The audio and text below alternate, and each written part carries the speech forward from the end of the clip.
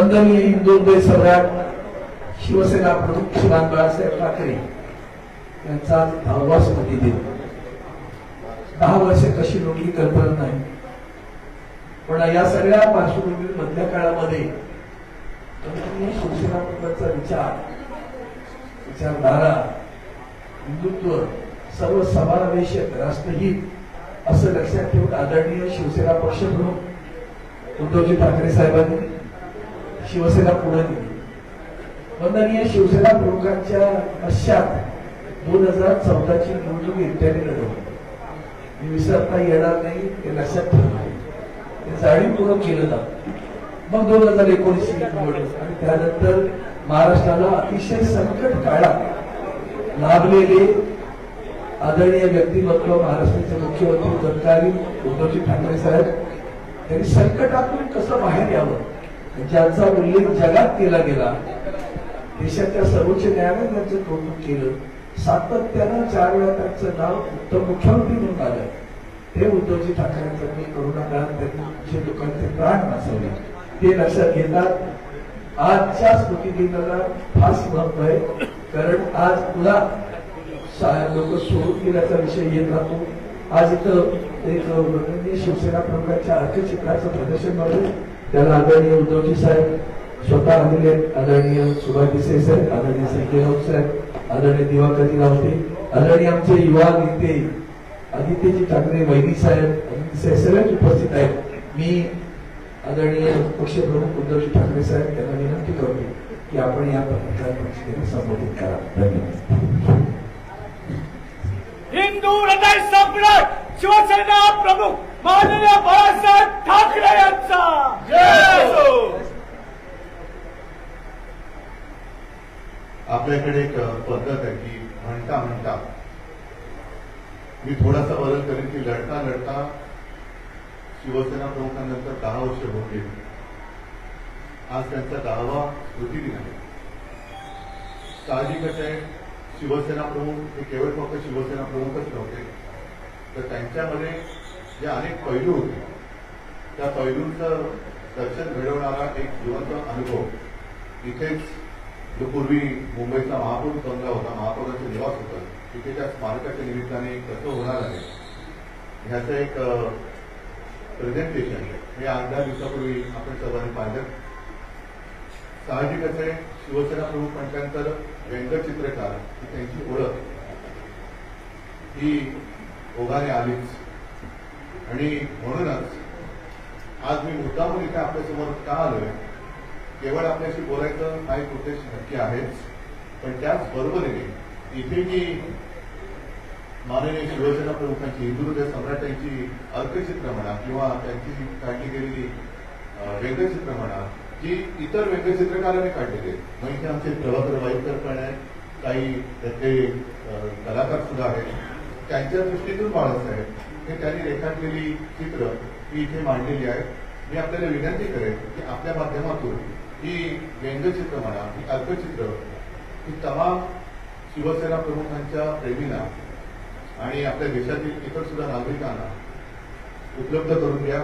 आपण त्याचं एक दर्शन आपल्या या माध्यमातून संपूर्ण देशाला घडवावं अशी माझी मी नम्र विनंती आपल्याला करतोय.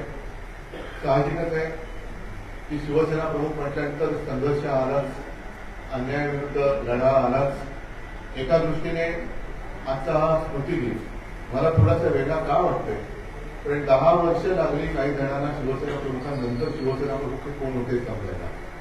त्यांनी आता शिवसेना प्रमुखांबद्दलचा त्यांचा उभाणा हा बाहेर आलेला आहे. असो, अनेक शिवसेना प्रेमी आहेत, शिवसेना प्रमुख प्रेमी आहेत, त्यांनी सुद्धा त्यांचं प्रेम आणि त्यांच्या भावना व्यक्त करायला काही हरकत नाहीये. मात्र ते करताना याचा कुठे बाजार होऊ नये ही माझी एक नम्र भावना आहे.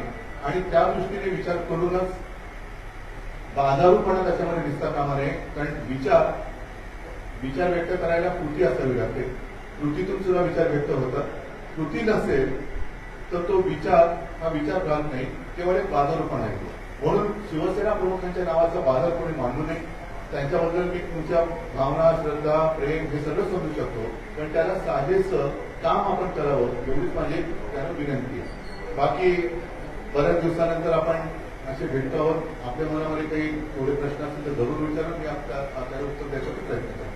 उद्धवजी, काही दिवसांपूर्वी तुम्ही बाळासाहेब ठाकरे राष्ट्रीय स्मारक कसं असेल याचं सादरीकरण केलं. काल मुख्यमंत्री उपमुख्यमंत्र्यांनीही बाळासाहेब ठाकरेंच्या स्मारकाच्या उभारणीच्या कामाचा आढावा घेतला. त्यात उपमुख्यमंत्र्यांनी असं विधान केलेलं आहे की या स्मारकात जे स्मारक होईल त्यात व्यक्तिगत बैठका होता कामा नये. तसंच त्यांनी असं म्हटलंय की विद्यमान मुख्यमंत्र्यांच्या एक काळात मिनिट. जसं काही वेळेला असं असतं की आपण एखादा चित्रपट, जसं संजय राऊत पण त्यांनी बाळासाहेबांवरती 2 चित्रपट काढले, पण त्याच्यामध्ये तसं संजय राऊत मला काय आपल्याला पण कुठे दिसला नाही. जरी तो निर्माता होता तरी काही जण पिक्चर एकावर काढतात आणि स्वतःच एवढं कौतुक करतात. तसं कौतुक या स्मारकात कोणाचे नसेल. तिथे केवळ शिवसेना प्रमुखांच्या, हिंदू सम्राटांच्या आयुष्याचा एक चित्रपट नसेल पण एकूणच जीवनपट असेल आणि त्यातून जो कोणी बघणारा तो प्रेरणा घेऊन बाहेर येईल असंच ते स्मारक असेल. त्याच्यात दुसरं कोणाचंही म्हणजे मी सुद्धा कारण नसताना तिकडे बरे डोकावतोय असं कुठे नसेल. त्यांनी असं म्हटलं की विद्यमान मुख्यमंत्र्यांच्या कार्यकाळातच हे स्मारक पूर्ण होईल.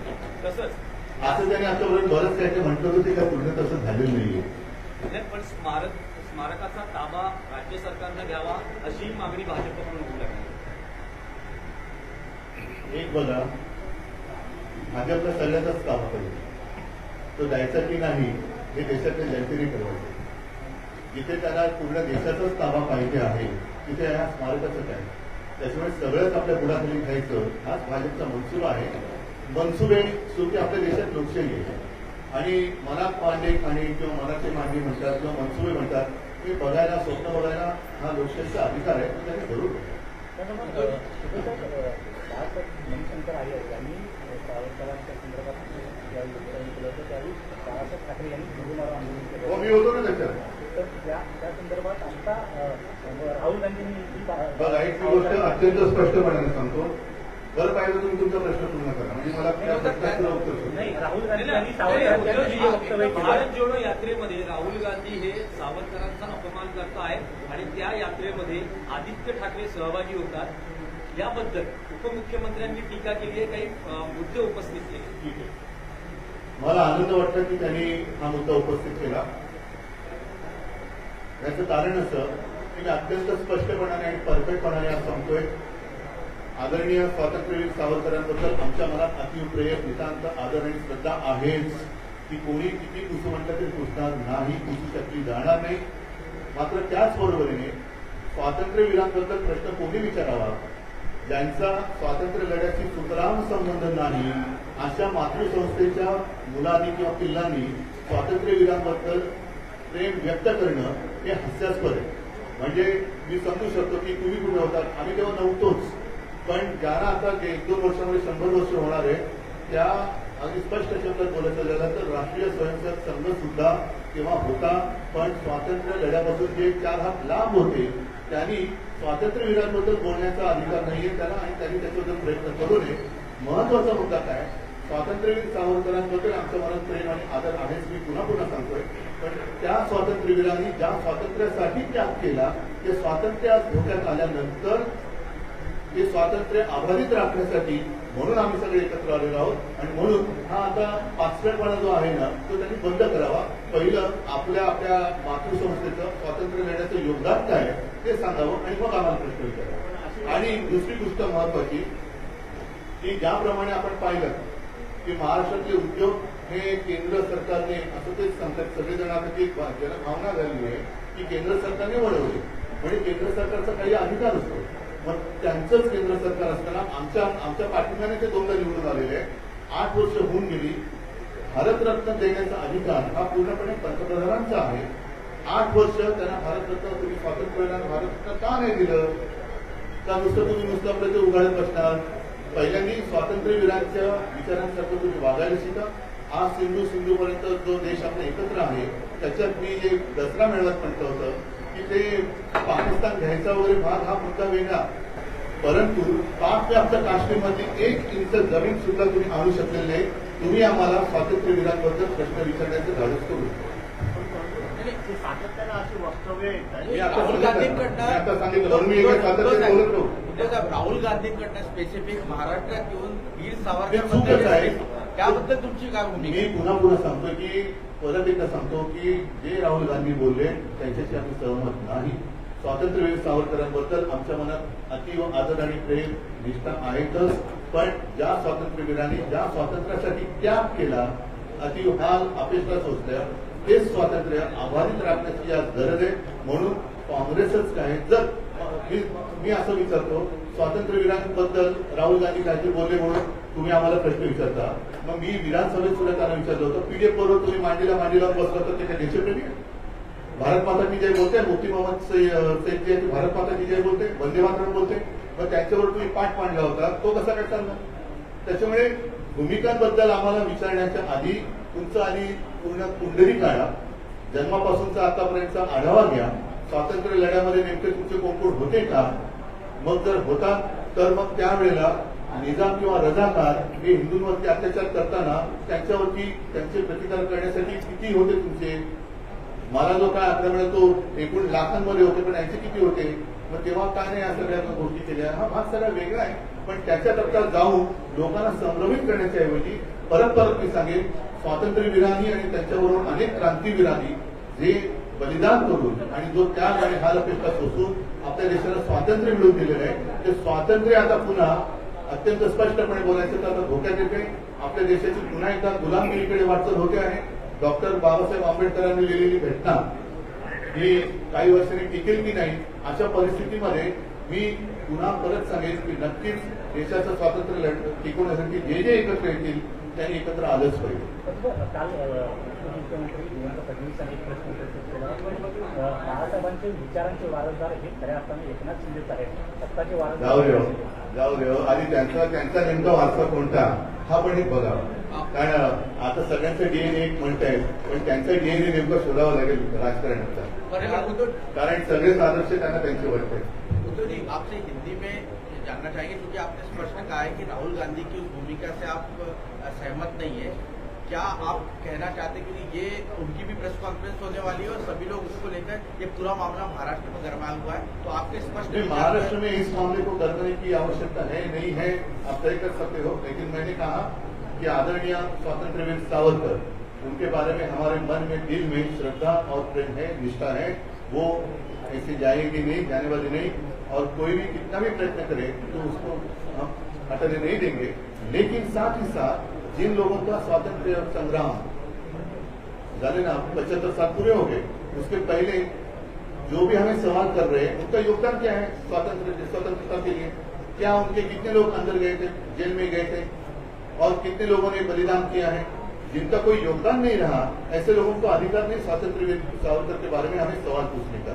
साथ ही साथ मैं ये बात कहना चाहता हूं, सावरकर जी और बहुत सारे क्रांतिकारी हो गए जिन्होंने अपना जो शहीद हो गए, जेल गए, लेकिन उन्होंने जो हमें आजादी दी, उस आजादी की रक्षा के लिए हम और कांग्रेस इकट्ठा आएंगे. क्या सवाल पूछने हैं आपको? अगर ये जो आजादी है उसको ठीक रखने के लिए, कायम रखने के लिए अगर हम साथ में आए तो क्या उसकी गलती क्या है? और जो भी हमारी आलोचना कर रहे हैं, पीडीएफ के साथ जो गए थे, आज भी मेरी चुनौती है, मुफ्ती मोहम्मद सईद वंदे मातरम कहती है क्या? मुफ्ती मोहम्मद सईद महबूबा मुफ्ती भारत माता की जय बोलेगी क्या? तो आप उनके साथ कैसे बैठे थे सत्ता में? तो क्या सिर्फ सवाल पूछने का अधिकार आपको ही है, हमें नहीं है? संजय राउत को जेल में डाला था, क्या ये आजादी है? ये जो होने जा रहा है, अब ऐसे लग रहा है कि देश में तानाशाही आने वाली है, तानाशाही की ओर देश को ये लेके जा रहे हैं. हम जो भी साथ में आना चाहते हैं, हाथ में हाथ मिलाकर इसका विरोध करेंगे. संविधान को कायम रखने के लिए और देश की आजादी कायम रखने के लिए जो भी हमारे साथ आएंगे हम उसके साथ जाएंगे. देवेंद्र फडणवीस यांनी वक्तव्य केलं की होय मी हा बदला घेतला, होय मी बदला घेतला असं त्यांनी म्हटलंय.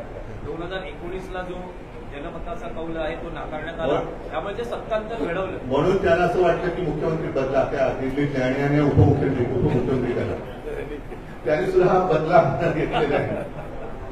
मुख्यमंत्र्यांनी शक्तीप्रदर्शन आदरांजली वाहिली, त्यानंतर गोमूत्र शुद्धीकरण करण्यात आलं. समर्थन तुम्ही करता?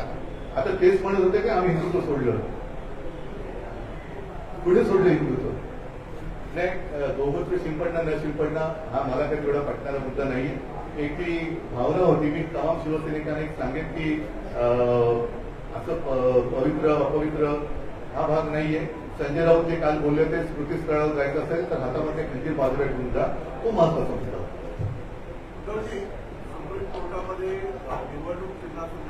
जाऊ दे. आता मला असं वाटतं खूप नाही ऐका, खूप एका प्रेस कॉन्फरन्समध्ये अनेक मुद्दे आले का मग नेमकं काय ऐकावं लोकांना प्रश्न पडतो.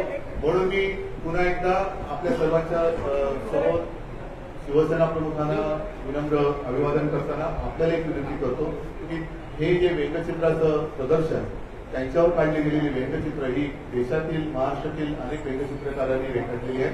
त्याच्यात खूप व्यंगचित्र होती. निवड करणं खूप कठीण होतं. तरी सुद्धा काही मोजकी व्यंगचित्र आपल्यासमोर ठेवलेली आहेत. तिचा एक आस्वाद म्हणा किंवा त्याचं दर्शन मी आपल्या माध्यमातून देशातीलच नव्हे तर जगातील शिवसेना प्रेमिकांना घडवावं असं एक आपली बुलढाण्यात सभा होणार आहे. होणार आहे. कारण परवानगीवरून बरेचसे काही मध्यंतरी आदित्य हेच तर आहे. ठाकरे याच्यासाठी तर आम्ही आणि काँग्रेस एकत्र आलेलो की सभेसाठी परवानगी लागते. त्यांचे वाटते तर ही खूप मोठी प्रेस कॉन्फरन्स किंवा मोठं माझं भाषण इकडे होऊ शकेल, पण याच्यासाठी आम्ही काँग्रेस सोबत आलेलो. कारण देशाचं स्वातंत्र्य ज्यांनी मिळवून दिलं ते स्वातंत्र्य अबाधित ठेवण्यासाठी केवळ काँग्रेसच नाही तर इतर राज्यातले सुद्धा जे स्थानिक पक्ष आहेत ते सगळे एकत्र आता येत आहेत आणि आम्ही त्याच्यामध्ये जातो आहोत. त्यांच्यासोबत जाऊ. ज्याला आपण काय किमान समान कार्यक्रम तो आम्ही म्हणतोय. आणि 2.5 वर्ष मी स्वतः मुख्यमंत्री होतो. काँग्रेस आणि राष्ट्रवादी सोबत होते.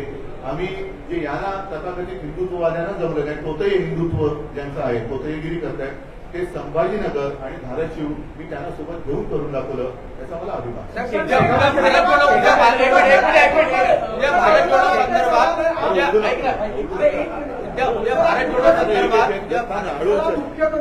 औरंगाबाद में अभी हमारे संभाजीनगर रे संभाजीनगर में ये हुआ है जहाँ पे लड़कियों की सुरक्षा के ऊपर कहा गया है कि दिन दहाड़े लड़कियों की छेड़छाड़ हो रही है. दिन दहाड़े छेड़छाड़ तो हो ही नहीं है, लेकिन अगर मंत्री भी महिलाओं के बारे में गलत सलत कुछ कहे तो क्या कार्रवाई हो रही है?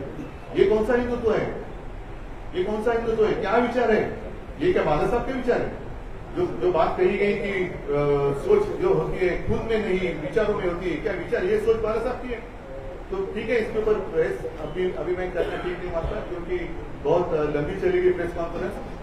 फिलहाल जितना मैंने कहा है मैं आपको सबको आह्वान करता हूँ कि ठीक तरीके से लोगों के सामने आप रखें. कल जो भारत जोड़ो यात्रा